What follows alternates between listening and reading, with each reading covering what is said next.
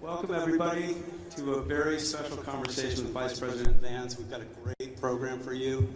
Before we bring the main event up, we want to thank our partners, CGCN, Alpha Institute, and we're very grateful to all our sponsors.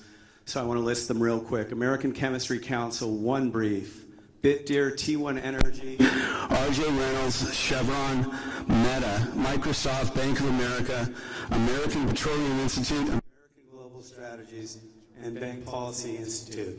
So now I'd like to bring to the stage Washington Bureau Chief for Breitbart News, Matt Boyle, and the Vice President of the United States, Mr. JD Vance.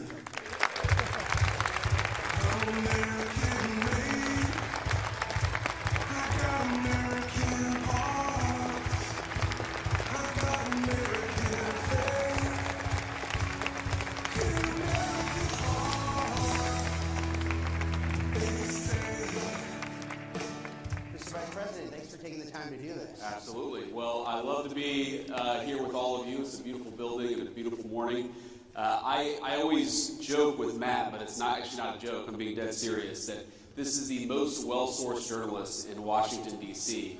And if you remember maybe 6 months ago, maybe it was actually a year and a half ago, when there was this big conversation in the Washington Post about what do we do to actually get in touch with the other half of America? How do we actually make our journalism more appealing to the half of the country that doesn't agree with far-left politics? And I think I texted Jeff Bezos and I said, if you're really serious about this, you should just hire Matt Boyle and make him run your entire political reporting shop. Now, Larry Soloff, I'm sure, is pissed off at me for that suggestion, but unfortunately for the Washington Post, they did not take my advice. So I'm proud to be here with Matt Boyle and Breitbart, and thanks for everything you guys do. All right, so Mr. Vice President, the big news this morning is new jobs numbers blew away expectations. Huge. From the September numbers, so these were delayed because of the government shutdown. More than double, 119,000 new jobs, and then also there's some interesting stuff in the wages numbers there as well that shows wages on the rise. Your thoughts on the jobs numbers? Okay, so a huge jobs report, and I assume the market is going crazy right now, probably just opened, because what this shows is that the Trump economic policies are actually working. and you've got 119,000 new jobs. Economists thought that we would have about 50,000 new jobs, but that's actually just a headline number. If you look below the surface, I think the numbers are actually better. So number one, wages continue to way outpace inflation. If you go back to the 3 years of the Biden administration, the average American worker actually lost about $3,000 of take-home pay. In the first 10 months of the Trump economy, we've increased take-home pay by about $1,200, adjusting for inflation. So that's a huge, huge thing, and this jobs report confirms that.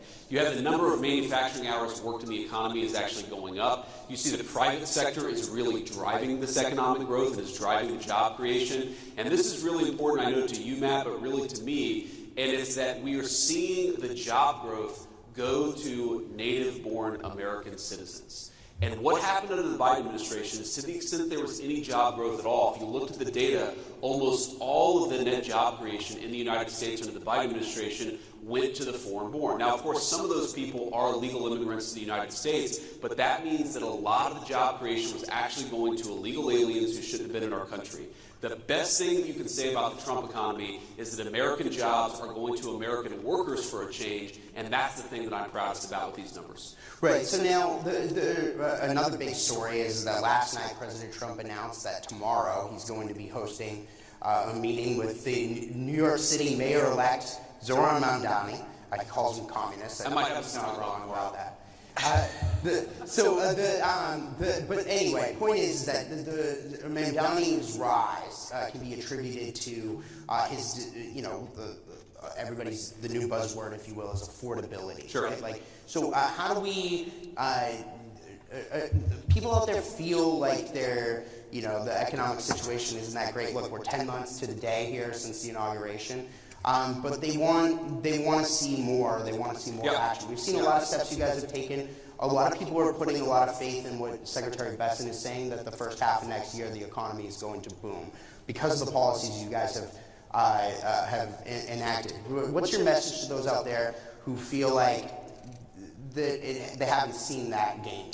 Yeah, well, first, Matt, the government shutdown didn't help, to be clear. And I do think that actually pumped the brakes a little bit on all the great economic news that we were seeing. And look, the Democrats, our attitude was, why are the Democrats doing this? They're the party of government. Why are they shutting down the government? For 10 years, they said to shut down the government is an act of economic terrorism on the United States. And it's sort of a question that answers itself, because I think that they were so worried about what the Trump administration is doing that they were willing to blow the whole thing up, hold a gun to the head of the American economy in order to get what they want. And that's going to cause a little bit of damage, but I think it'll be ultimately very, very minor, because we were able to get the shutdown wrapped up. And I guess my message to the American people who are still feeling like things are unaffordable, who are still feeling like things are rough out there is look, we get it, and we hear you, and we know that there's a lot of work to do. There's a lot of wood to chop, because the Biden administration put us in such a very, very tough spot. And the way that I think about this is it's always helpful to take this from the abstractions to the actual real things that people are worried about. So take, for example, a dozen eggs. I'll never forget this. It was one of the very first, maybe the single first press conference that the president had done since he had started his second term. And some reporter, probably from ABC, yells at him and says, "What have you done about the price of eggs? The price of eggs are up 300% over the past 3 years." And it's like, it was January the 23rd.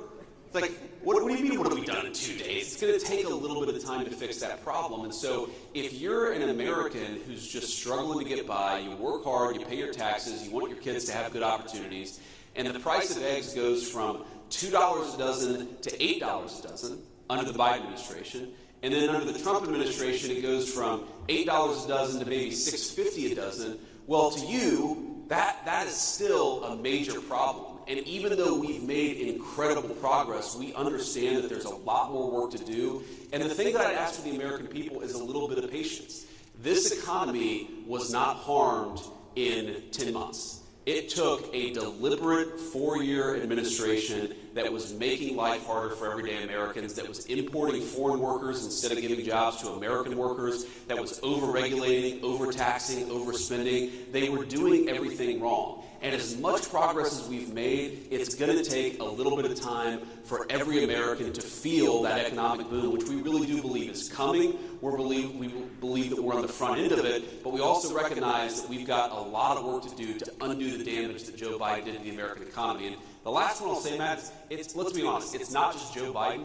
As much as I think Joe Biden was one of the most disastrous presidents of American history, we had a policy in this country for 40 years of shipping American jobs overseas and hiring foreign workers instead of American workers. That has caused the economic stagnation of the American middle class. There was one bright spot in 40 years, and that was the first Trump administration, and there's going to be a massive exception to that 40-year trajectory of American decline, and that's the second Trump administration. We just got to keep it going.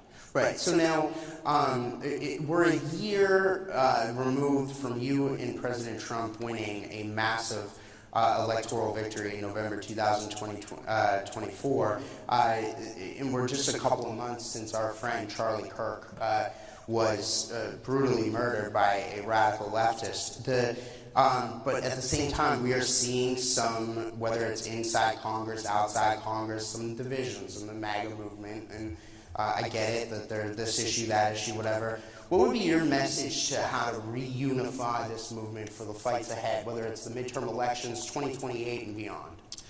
Yeah, I mean, I think that we have to remember that we have a lot more in common than we do not in common, and that the disagreements that animate the Republican Party, while they matter and they're important, I think these debates should happen. They should happen in podcasts, and they should happen in the media, they should happen on the op-ed pages. It's totally reasonable for the people who make up this coalition to argue about what our foreign policy should be, what our specific tax policy should be, what our housing policy should be. I mean, I had a meeting just yesterday that was focused in the West Wing about how do we get housing more affordable for young Americans, because of all the things that got completely out of control under the Biden administration.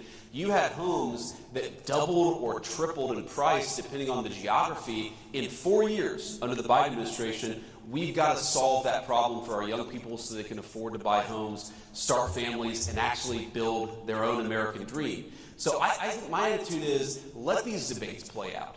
But don't let the debates that we're having internally blind us to the fact that we are up against a radical leftist movement that murdered my friend a couple of months ago, and that would throw many people in the Trump administration in prison, not for doing anything illegal, but for not following the far left's agenda. That is the real opponent here. A political movement in this country that has no animating principle, that has no agenda for the American people. Their sole obsession is to take down Donald Trump and anybody who helped Donald Trump govern. Focus on the enemy, have our debates, but focus on the enemy so that we can win victories that matter for the American people. That's my message. Right. So now, one of the things that powered your guys' victory, I think, a year ago was a political realignment in this country, where we're seeing working class people shift to the Republican side, and the Democrats, frankly, are becoming the party of the rich. There was a new report that our partners here that put on this event, CGCN, published a couple of weeks ago, called Class Dismissed 2. And in this report, they go into detail about how some of the numbers on this political realignment. 75%, more than 75% of the top 30 income congressional districts are represented by Democrats. Yep. That's a totally new thing. The last three presidential elections, the Democrats counties were represented more than 60%, in the case of the 2020 election, more than 70% of aggregate GDP in this country. President Trump won counties 30-something% in each of those elections. So your thoughts on what we're seeing now with this political realignment of those statistics? So let me say a few things, Matt. So first of all, I think that part of what you see as division in the Republican Party is a consequence of this realignment. We have a new governing coalition. We have a new political coalition. We have people who didn't used to vote Republican, and frankly, they have different preferences sometimes on certain issues than maybe the Ronald Reagan or George W. Bush Republican Party did. I think the Donald Trump Party is a fundamentally new phenomenon in American politics. I think that it can govern the country successfully for the next generation. But some of those divisions you talk about are just a natural outgrowth of the fact that we've got a lot of working class voters who frankly don't care what was Republican orthodoxy 25 years ago, and so they're pushing the party in a different direction. And again, I think that debate is natural and normal, and it's something that we should frankly lean into, recognizing that the far left is really the problem we have to confront in this country. The second thing that I'll say about it, Matt, is I think it's a great thing. You know, and I'm biased. Obviously, I grew up in a working class family. I was raised by the kind of people who were blue dog Democrats, socially conservative Democrats in the 80s and 90s, and have turned hard towards Donald Trump's Republican Party. These are the people who built America's greatest icons, who built America's greatest buildings, who drive our food into the grocery store every day. They are the human beings who actually make this country run. I'm proud of them, and I want to keep the Trump coalition together. That's one of the things that we have to do in 2026. And this is my third point, and this is tough, because one of the things that was true of the Democratic coalition in, say, the 1990s is that because the Democratic coalition in the 90s was more upscale, they showed up, the Republican coalition in the 1990s was more upscale, they showed up in midterms. So Republicans tended to do a little bit better in midterm elections in the 1990s than, say, Republicans do today. And that's because while these working class voters are great, there are also people who don't necessarily show up to vote in the midterms all the time. We've got to motivate them. We've got to get them out to vote. I think that's one of the lessons that we learned in Virginia and New Jersey is that when Donald Trump is not on the ballot, you've got to give people something to actually believe in, something to be inspired by to get out there and vote. They're not going to vote just because you have an R next to your name. You've got to speak to this new working class coalition.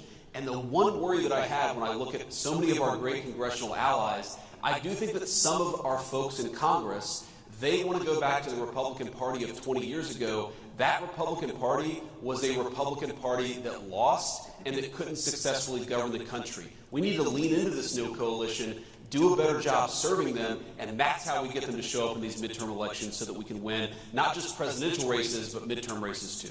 Right. Okay. So you mentioned George W. Bush at the beginning of that answer. Now, there's a lot of news going on out there. Today is a somber day for the Bush family and for your predecessor, former Vice President Dick Cheney, who passed away. Today's his funeral. So I wanted to see if you have any thoughts on or a message to the Cheney family. I know there was some misreporting out there about whether or not you were invited to that or whatever. But outside of that, there's also another big report that came out a couple of days ago about how George W. Bush and the people around him are plotting for retaking the Republican Party from President Trump and you down the road and going back to the old way of doing things. I guess they don't like to win, but the point is that that's out there. So any response to that as well? Well, first of all, my condolences go to Dick Cheney and his family. Obviously, there are some political disagreements there, but he was a guy who served his country. We certainly wish his family all the best in this moment of grieving. On the issue of George W. Bush, I mean, look, as you know, Matt, I don't put stock in any story that doesn't come from Matthew J. Boyle at Breitbart News, so this could be totally fake news. But I definitely think, and you already see this, you saw this in 2020, you're going to see it in 2025 and 2026, there is an effort to try to wrest control of the Republican Party away from the voters and away from the coalition that really delivered the big victory in 2024.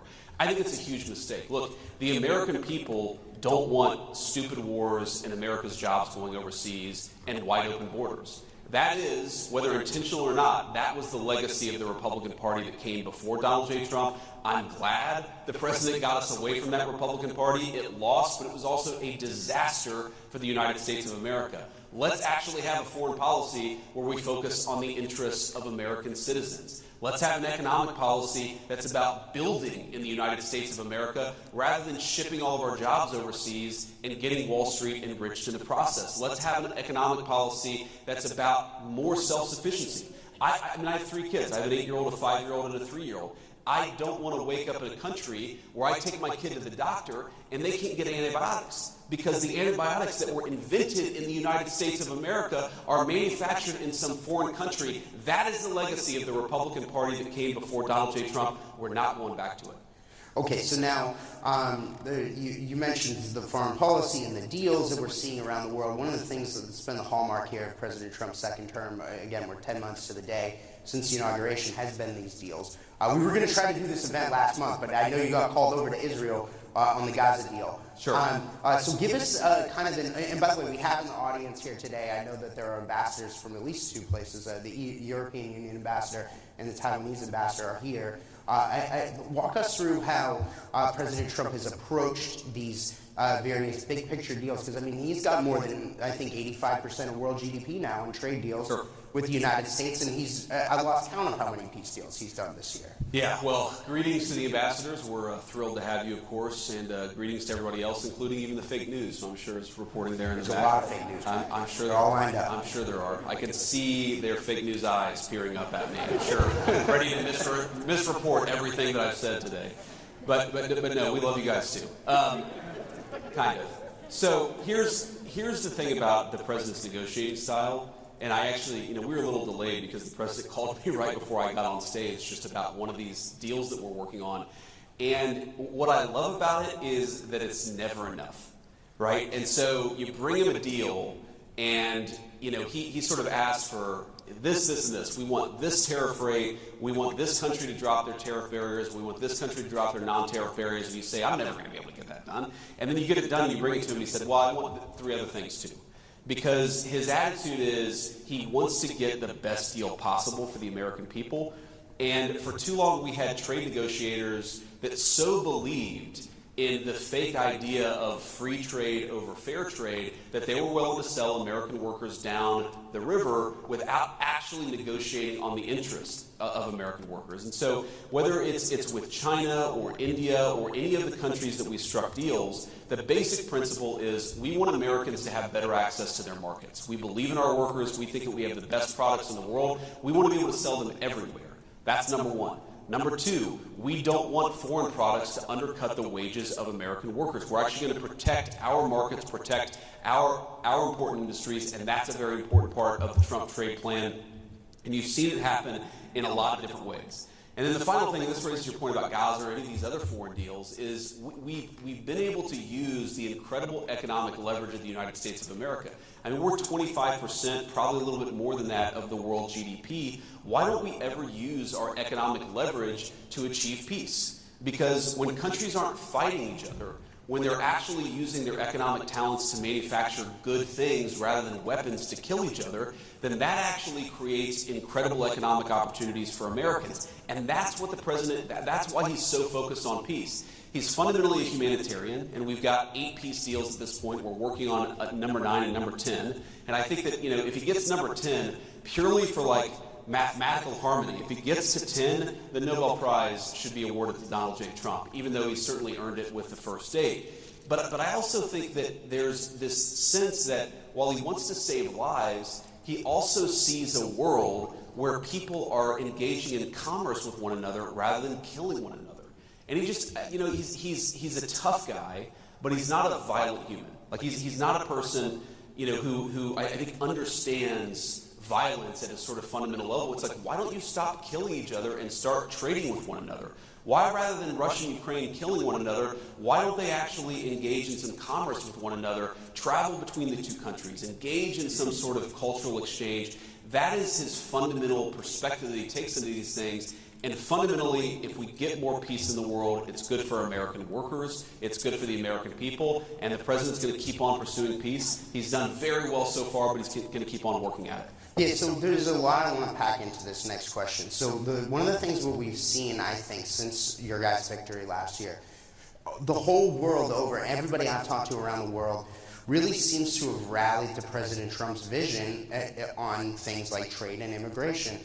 I just saw, and particularly with regard to China and how we need to have a better deal with regard to there, and we just saw the president get back from there. Yep. I just saw comments that Pope Leo made about immigration.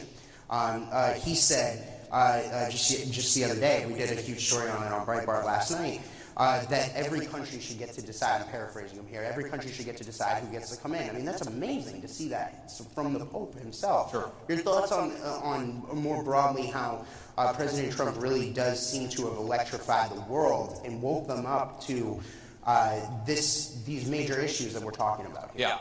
Well, Matt, you know I'm a devout Catholic, so I follow those comments closely, including on, of course, Breitbart.com. And that's my third Breitbart shout-out. I've done pretty good, right? That's not bad. Okay, thank you guys. But you know, it's interesting because you may not know it, judging purely from the comments of some people on social media, but the Catholic Church's views on this are actually quite clear. And it's that, yes, you must treat immigrants humanely.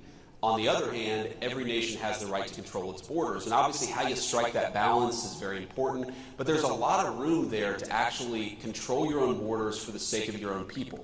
One of the things, Matt, that you know always frustrated me about the immigration debate is that we ignored how open borders were not actually good for the dignity even of the illegal migrants themselves. You had little kids getting sex trafficked. We had 300,000 missing children under the Biden administration that the Mexican drug cartels had brought into our country. You had cartels using, in some cases, 9 and 10-year-old children as drug mules for their activity.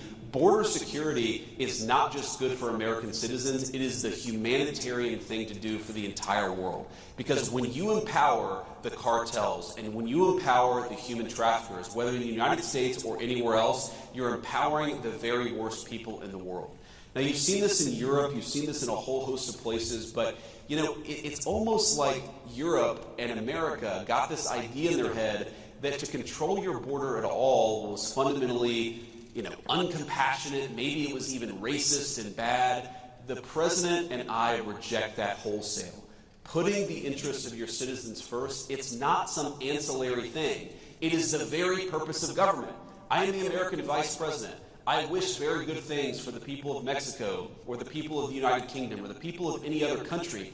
But my priority, my charge is to look after the people of the United States of America, and you cannot do that if you're flooding the country with a ton of illegal immigrants and the drugs and the crime that they bring. Yeah, so the last question I've got, please give them applause for that one. That's incredible. Okay, so Mr. Vice President, the last question. Even the Washington Post applause. I know, I think they did. So I got fired. So Mr. Vice President, the last question I got for you on that note, so is that there's a big discussion right now about healthcare in this country. Yes. The ACA subsidies expire at the end of the year. There's a lot of questions about what's going to happen about this. The Democrats shut the government down supposedly over this. But where does this go? What do we do to address healthcare prices and premium prices and so on and so forth? What does that look like? Is it a reconciliation plan? Walk us through what happened. So what's so crazy about this, Matt, is right before the government shut down, we had a meeting with Hakeem Jeffries and Chuck Schumer in the Oval Office. Is this where they get President Trump gave them the MAGA hats? Yeah. This is not just that. But the president whispers to one of his personal assistants. They're all very good people. And she kind of runs off, and I think to myself immediately, oh, what the hell have I gotten myself into? And she comes back with 2 Trump 2028 hats to give to Jeffries and Schumer.